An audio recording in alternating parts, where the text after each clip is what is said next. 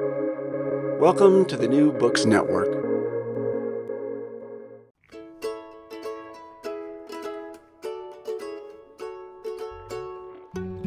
From Brandeis University, welcome to Recall This Book, where we assemble scholars and writers from different disciplines to make sense of contemporary issues, problems, and events.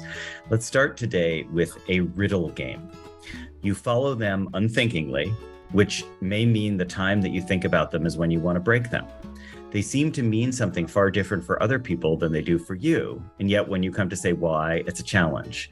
Like time, you understand them if nobody asks you about them, but the minute you try to define them, you get tongue-tied. What are they? Well, if you guessed my parents, you get half credit, but the real answer is rules. And today's guest, Lorraine Daston, has just written a breathtaking new book about them. So not content with simply distinguishing rules from laws, this book proposes a tripartite structure, a taxonomy that divides all rules into, and we're going to come back to these three, laws that govern, models that teach, and most discussion worthy for our era of big data, algorithms which calculate and measure. Okay, I'm John Plotz. Hello, I study science fiction, and I'm joined as usual by our anthropological ruler in oh so many senses, Elizabeth Ferry. Hello, Elizabeth. Hi. Okay. And once again, our RTB virtual guest today is the eminent, the preeminent, I said it before and I'm sticking to it, the preeminent historian of science, Lorraine Daston, who last spoke with us at the height of the pandemic for our series on books in dark times. So hello again, Rini. Hi, very nice to be with you both. It's wonderful to have you. So Lorraine Daston's works are too numerous to list here, but they include the utterly transformational book, Objectivity, co-authored in 2017 with Peter Gallison. I just spent an hour talking about it with my graduate seminar this morning, so I have it on the brain. And an edited collection with Elizabeth Lundbuck. This is just an example, but it's one I love, Histories of Scientific Observation in 2011. And so Rainey, as you know, we each have many thoughts about this wonderful multifoliate book, but the format with a new book under discussion is to invite our author to start by laying out what seems to you the key questions or key claims of the book, and we'll respond on our thoughts and questions that arose from our own encounter, and the conversation will go from there. So handing the floor over to you. And as an aside, I too really love the co-authored books. The rules book began with an everyday observation of the dazzling variety and ubiquity of rules. It's been a commonplace of ethnography and travel literature since at least the time of Herodotus that every culture has rules, but they're all different rules. And Herodotus has some famous passages about the Egyptians that dramatize that contrast. But I was looking for something more structural about the kinds of rules. And as you said in your introduction, John, I settled on three major meanings of rules, two of which are still very much with us. Rules as laws and rules as algorithms.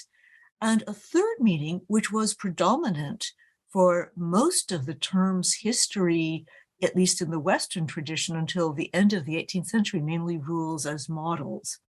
And I set out to trace both what happened to rules as models, but also the rise and rise of algorithms, a word which didn't even have an entry in the most comprehensive mathematical encyclopedia of the late 19th century, but now, of course, rules us all. So my attempt was to look at, to try and track these three kinds of rules, but to pay very close attention, because I am a historian, to the concrete particulars. So I cast my nets very wide. I looked at cookbooks, I looked at rules of war, I looked at rules of games, I looked at rules of monastic orders, I looked at traffic regulations, sumptuary regulations, spelling rules, and of course, algorithms for how to calculate. And I suppose if there's one take-home message from the book, it is a distinction between thick and thin rules. Thick rules are rules that come upholstered with all manner of qualifications, examples, caveats, and exceptions. They are rules which are braced to confront a world in which recalcitrant particulars refuse to conform to universals, versus thin rules, of which algorithms are perhaps the best prototype, which are rules which are formulated without attention to circumstances. All rules are in the imperative, but these rules are brook no quarter. They offer no sense of a variable world. And as I said, algorithms are perhaps the example that's most present to mind, but many bureaucratic rules, especially bureaucratic rules in their Kafkaesque exaggeration, also fit this description. And the arc of the book is to describe not how thick rules became thin rules, because we have thick and thin rules around us all the time, but rather where thick rules are necessary, where you must anticipate high variability and the need to tweak your rule to circumstances, and where thin rules, in exceptional cases, at least historically and cross-culturally seen, where thin rules can actually get a job done because one can standardize the context and keep it stable. Though you do end one of your chapters, and this is one of the lines that I really loved. It's a discussion of it's chapter 8 about bending and breaking rules. You say, behind every thin rule is a thick rule cleaning up after it. Yes, I had a very vivid mental image conforming to that sentence, which was of the poor moderators at what was once Facebook, having to undo the damage done by the Facebook algorithms. And it was exactly that kind of backstage cleaning up, which lay behind that sentence when I wrote it. But I think it's a much more general problem, and that is that thin rules have a bad conscience. That is, they're never as thin as they pretend to be.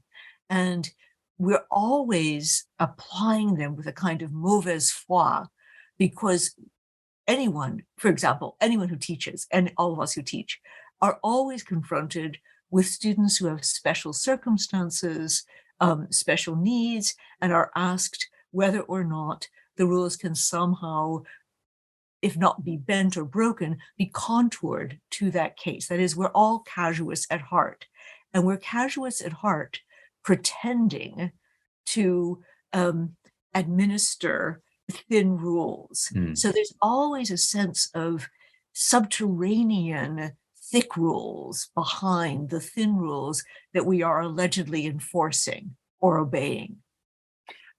I think that connects, and Elizabeth, sorry, I don't want to hog the mic here, but I think that connects to a very interesting set of arguments I hear you making about the category of judgment as well. How judgment comes to be associated with subjectivity, but that's maybe a misunderstanding of the intersection of general and particular that calls out for judgment rather than judgment proceeding from idiosyncrasy or caprice on the part of the judger. You know, this is a really interesting historical development. Starting in the late 17th century and the 18th century, you begin to see a deepening distrust of the exercise of judgment, and perhaps most spectacularly, although this is not an area that I dwell upon in this book, in the area of theology. So that not even God is allowed any longer to make exceptions. Although theologians, of course, always hold out the possibility that God could perform a miracle. In fact, they emphasize that he does so very rarely because he sets more store by the uniformity and universality of his administration of the universe than he does by the extravagant exception. This is carried to the point that when the Lisbon earthquake kills some 15,000 people and absolutely levels the city and becomes a philosophical scandal throughout Europe, it occasions Voltaire's Candide, amidst other complaints about how God is administering the universe. Someone like Benjamin Franklin can say, well, it's very unfortunate for the people of Lisbon, but by that disorder, the earth has churned up materials otherwise hidden that would be rare and valuable for human use. And it is the case also that ministers in Northern Europe noticed that the water table had risen as a result, they thought, of the Lisbon earthquake. So this is a God whose mercy has become statistical.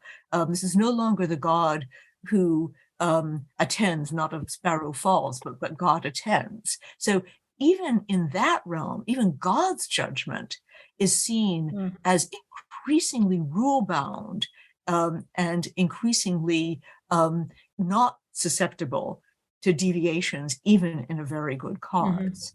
So I have a question about your argument with respect to thick and thin rules. And partly it's because of, you mentioned Michael Polanyi, but I kept thinking about his brother, Carl Polanyi. Yes.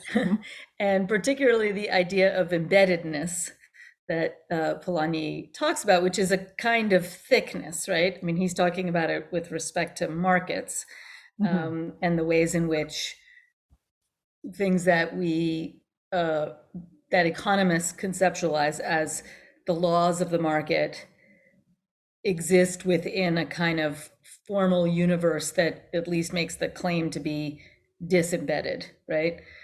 So, and he has there's an argument about the sort of the great, what he calls the great transformation, right? This sort of movement from embedded to disembedded, not necessarily in an evolutionary sense and in a teleological sense, and not always sometimes more ideological than actual. But do you see something? I mean, there's a suggestion in the book too that at least aspirationally, there's a historical movement from thick to thin rules. So aspirationally is indeed the word that ought to be italicized here. Right. But and I started off with very much that narrative in mind. I think, especially for historians of science, there's an almost irresistible magnetism to the "we are marching toward modernity" narrative. But I ended up, and this was in part because I, by chance, was finishing the book in the midst of the pandemic, realizing that this was not an irreversible historical evolution. On the contrary, at any moment, a world of thin rules, just-in-time supply chains, can collapse in the face of a planetary pandemic, and in this case, perhaps a hurricane of class 5, category 5 hurricane, that in fact what one is seeing is a kind of archipelago of islands of stability and uniformity, often guaranteed by standardization, which these islands are the very protected ecotopes in which thin rules can arise. And they're always fragile, they're always precarious. And many of them depend on physical infrastructure. So, for example, probably the most important steps toward regularizing traffic in early modern cities was the creation of sidewalks, for example, that separated pedestrian traffic from first horse and carriage traffic and later bicycle and then later car traffic. So there's a physical story to be told as well about how rules are stabilized, or to use the metaphor of thick and thin, how thick rules are put on a diet to become thin rules. But your discussion of thinness here seems very connected to your discussion of the rise of the algorithm in preference over other rules. And I was thinking of your 3 sets of rules as kind of a triangle, which was somewhat independent of thickness and thinness. But now that I hear you talk, I'm thinking that the algorithm and thinness may line up together. So I'd love to hear your thoughts about that. And then I have a follow-up to that. But okay. So historically, that ends up being the case. That is the terminus ad quem. But it's not in the long, long history of algorithms. So the most fundamental algorithms are the operations of arithmetic, addition, subtraction, multiplication, and division. And in the long, long history of algorithms all over the world with great mathematical traditions, they have a very thick texture often. It's often the case that they are taught by lots and lots and lots of examples. A rule might be articulated in bare bones fashion, but nobody learns it that way. It's incomprehensible, frankly. And if you think back to the way in which you learned, for example, how to solve two equations and two unknowns in high school algebra, you will remember certain kinds of problems as train problems or bathtub problems and the like. That's because the way in which we learn to solve those problems and to recognize that that was that kind of problem was doing many, many, many examples. So this is not a genre which has disappeared, and that is algorithms dressed up like the Michelin Man, cushioned with lots and lots of examples.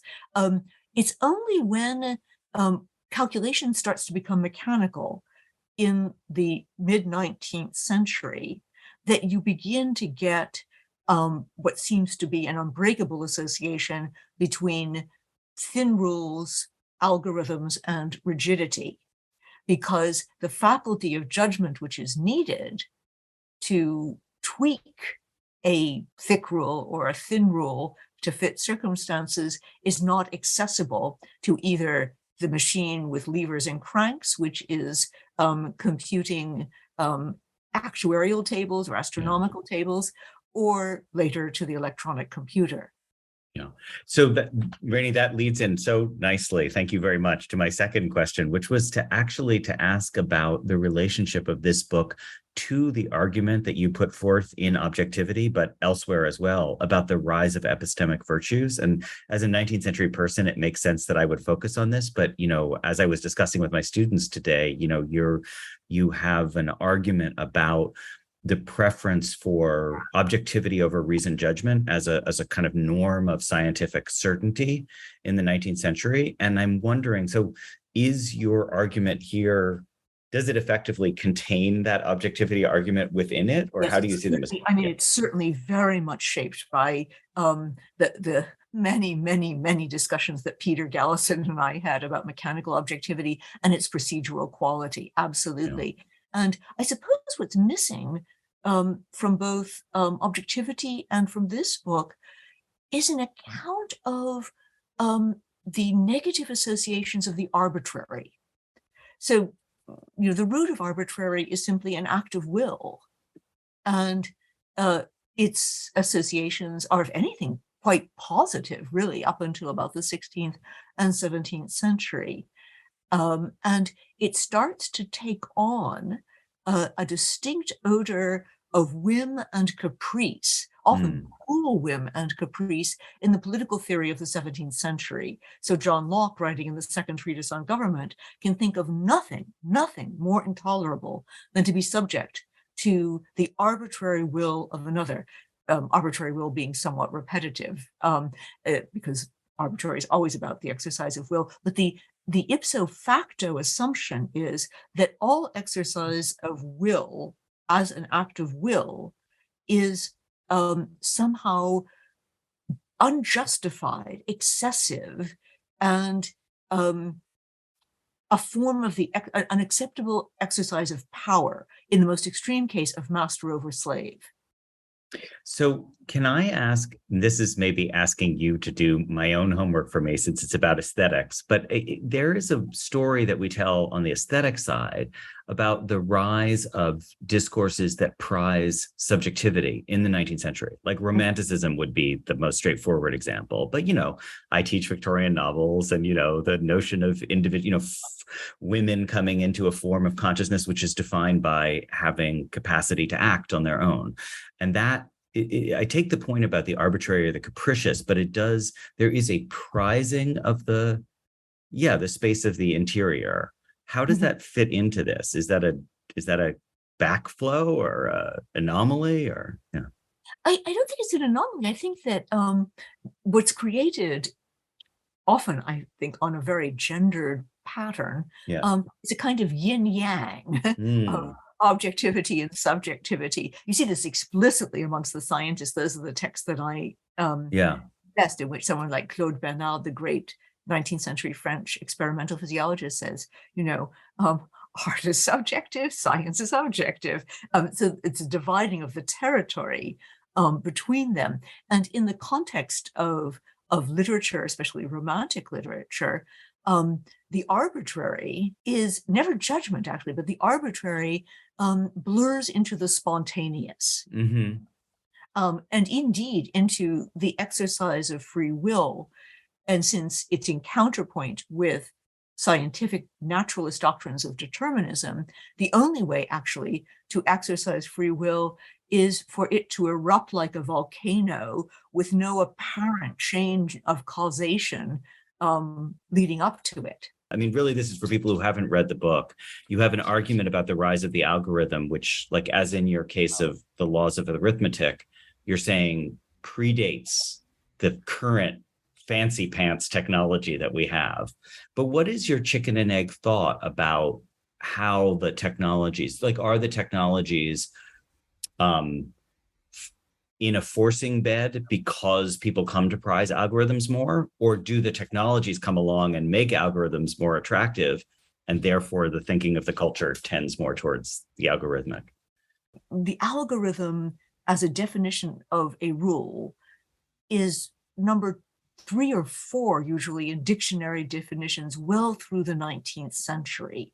So that there's something that happens, I think, really in the post-war period, and perhaps even after the spread of personal computers in the late 1980s and the early 1990s, which is not only a enormous amplification of what algorithms are applied for, but also it becomes something which is almost a prosthesis for us, so that I think a great deal of our ways of thinking are now being shaped by the hours and hours and hours that we spend interacting with these algorithms. And perhaps the most intuitive way I can think of to make this vivid is learning Google search, how to search for something on Google, as opposed to a classical index. Mm-hmm. Mm-hmm. And anyone who grew up with classical indices knows that you would have noun something of. Yeah. That's not the way to look for something on Google. So that, and almost without realizing it, our syntax of search, the way in which we're formulating questions for searches, has been altered through long interaction. I mean, this is hardly the first time that such technologies have infiltrated our ways of thinking. Writing, for example, is the most obvious. Reading and writing, obviously, as well. But it's become what is sometimes called a cultural technique, which is more than just a technique. It's more than just a tool. It becomes a way of thinking. I was really interested in the description of the cookbooks and the rules in cookbooks, and especially you say something about sort of there's kind of no claim in these early modern cookbooks, there's sort of no claim to generalization. And there's a kind of immanence of the rule in practice. And especially, and you don't say as much about this, and this is where I'm curious, kind of the practice of the body. In the case of the cookbooks, we're told more or less explicitly, especially in the early cookbooks, say the cookbooks of the 17th century, that these are books which are meant not for rank beginners, but for people who have already undergone an apprenticeship, who have indeed mastered at the elbow of a master cook the bodily movements to fold in egg whites into a roux properly, or to know how to candy orange peel and the like. And what you see, and this is a kind of trace, I think, of those bodily practices, is that the cookbooks become ever more idiot-proof. So the early cookbooks are really quite sparse on procedural instructions. They tell you the ingredients. They're extremely finicky about the ingredients. There are some quantities as well.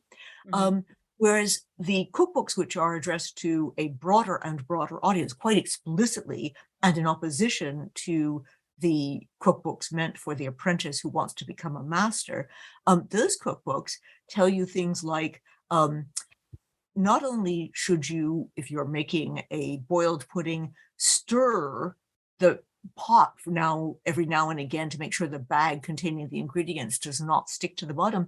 They even tell you, don't use a soapy bag, which no previous cookbook would have thought needed saying. Yeah. And tie it loose for this and tight for this. And that's right. Exactly. So, and all of those are, of course, gestures. And I suppose a question of a sort of Michael Polanyi sort is, if you didn't already know how to fold egg whites into a roux, could you learn by reading Julia Child, for example? Right.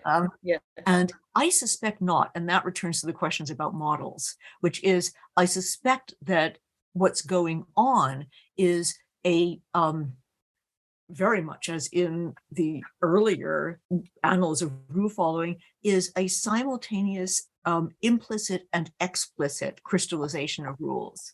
So it's important that the rule be set down in explicit form as a kind of guide rope, but it has to be supplemented by the model, the implicit form. And I think, even though it's very difficult to find textual traces of this or visual traces of this, I'm sure that's also going on with the rules of monastic orders, that there is a physical patterning of posture of the monks following that of the abbot. I'm sure you've observed this, as I have, that graduate students who are under the sway of a charismatic professor start to dress as he or she does, or there are certain mannerisms which are unconsciously imitated. I think that this is all simply a further illustration of this process. Yeah. In fact, you have a wonderful line about that, Rainey, that I was thinking might be a good bridge to where we are now, which is the notion of rules as models that teach. I mean, the emulative rule following. And one, you don't talk a lot about childhood here. These are mostly examples of adults, but you do at one point say children understand intuitively how to follow but not ape their parents' example. And I feel like that, and interestingly, the point you were just making about micro gestures sort of goes on to the aping. Elizabeth and I were at Hopkins, where there were a lot of graduate students who were aping their professors. But maybe you could say more about that notion of following without aping, that to follow an example is not to mimic. Like, we have all these words like ape and mimic that diminish emulation, but that there's this other form of valorized emulation. Right, exactly. And we've lost, I think, a vocabulary which is a more discriminating one about these forms of following as opposed to making an exact facsimile. I don't know what you think about this, John, as a literary scholar, but it seems to me that genres are doing this work. So the Aeneid is not an imitation of the Iliad, and Paradise Lost is not an imitation of either of them, but you can see that they belong in a family lineage, and that they are that Milton has internalized both the Iliad and the Aeneid in deep ways.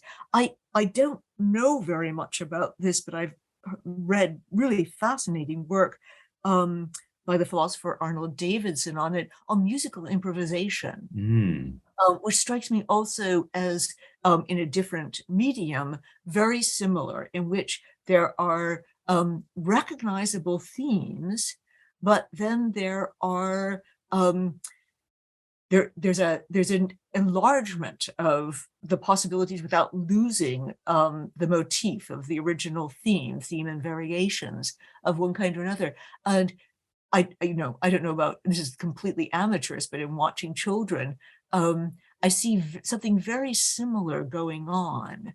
And it seems, in a sense, essential for the child to realize not only what is the rule in this circumstance, but how do I know in which domain to apply this rule? And that Yes. is learned through, I think, model following. Yeah. Can I just follow up on that to connect? I mean, I kept thinking about saints' lives and also Jesus as emulatable, more generally speaking, and the waxing of that as a paradigm. So I guess one question is to think about specifically about the religious dimensions of that, if genre is like a secular form, what the religious forms is. But then I guess another question about that is to ask, I think this is another version of the discussion we've been having about the rise of thin rules. Has emulation actually gone away from the religious sphere? Like, do we not still have that as a paradigm for how religions are modeled? I mean, maybe we don't. I mean, the examples that you gave of things like Ben Franklin would suggest we've turned God into the clockmaker or something. But I do feel like there's some forms of religion nowadays that are still emulative in their Right. paradigms. I agree. Yeah. I think imitatio Christi, what would Jesus do, is still very much one form. But interestingly, a form which cannot be a mimicking. I mean, Jesus did not find himself in the situations that we find ourselves. He has never had, I suppose he did have to worry about cheating on his taxes, render unto Caesar what is Caesar's,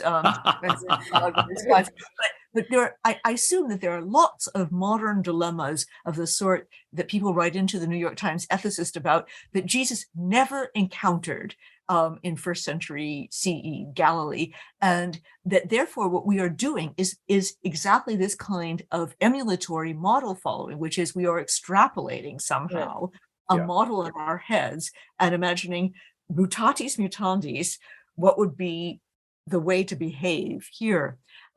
It's interesting, the Catholic Church has a very wise doctrine, which is we are to admire saints, but not to emulate them, because they realized, especially in the case of female saints, that life would come to a halt if everybody decided that they wanted to be a saint, because the first thing the saints do is decide they no longer have time to do the household chores. They have bigger fish to fry, in a kind of Mary and Martha-like dialogue.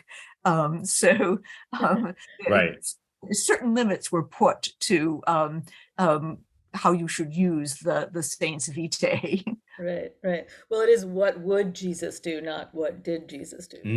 Right, exactly, which requires exactly this extrapolation, which is what's going on with model following. Right, yeah. So then... Oh, sorry. I just had a quick story that the discussion about children just reminded me of a kind of searing early memory of being in grade school and doing a play, acting out a little scene, because in like kindergarten or something. And in the middle of the scene, I forgot that it was a play and I thought we were playing. So I said, oh, let's pretend something. And the other kids went down on me so hard. I'm still like ashamed about it, like years later. Yes, it was clearly like I just forgot, like which kind of a context am I in here? Right. Yeah. And it's so interesting what you say, though, about how ferociously the other kids responded, because there is a kind of earnestness with which children take whatever rules have been established for a context. There is a psychologist. Very autocratic, yeah.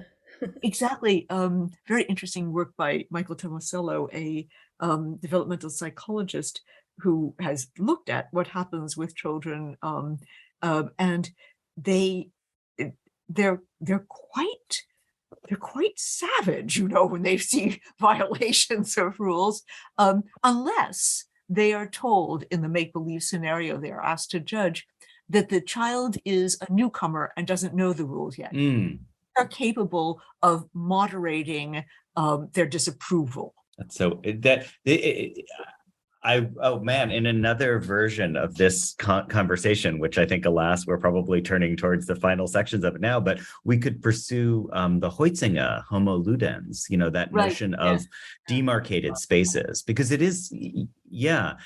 Well, actually, maybe, Rainey, I'm going to steal space to ask this question. The description you have of the islands of stability, how would it consort with Huizinga's argument in Homo Ludens about what he calls these sacred spaces apart? The notion that what games do is provide a well-regulated space, which is at once fully realized and also understood to be fictional. Right. Those are rules that, yeah.